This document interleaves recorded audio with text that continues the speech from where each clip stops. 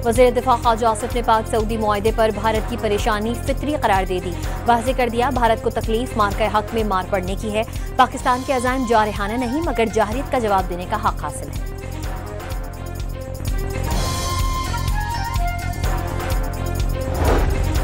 Jafar express हमले का mastermind और फितनल हिंदुस्तान का दहशतगर्द गुल रहमान उर्फ उस्ताद मुरीद अफगानिस्तान में पुरस्कार तौर पर हलाक। सिक्योरिटी तज्जियाकारों ने हिलमंद में उस्ताद मुरीद की मौत को अफगानिस्तान में दहशतगर्दी के महफूज ठिकानों का सबूत करार दे दिया।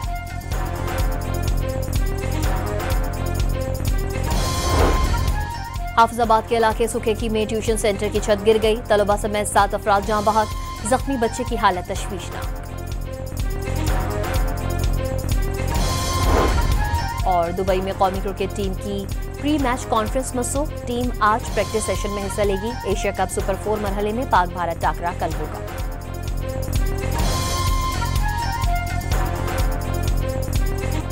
वज़ीर दिफा ख्वाजा आसिफ ने पाक सऊदी मुआहदे पर भारत की परेशानी फितरी करार दे दी।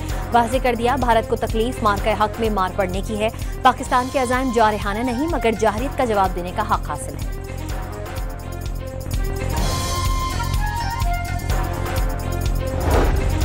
जाफर एक्सप्रेस हमले का मास्टरमाइंड और फितनल हिंदुस्तान का दहशतगर्द गुल रहमान उर्फ उस्ताद मुरीद अफगानिस्तान में पुरस्कार तौर पर हलाक। सिक्योरिटी तज्जियाकारों ने हिलमंद में उस्ताद मुरीद की मौत को अफगानिस्तान में दहशतगर्दी के महफूज ठिकानों का सबूत करार दे दिया।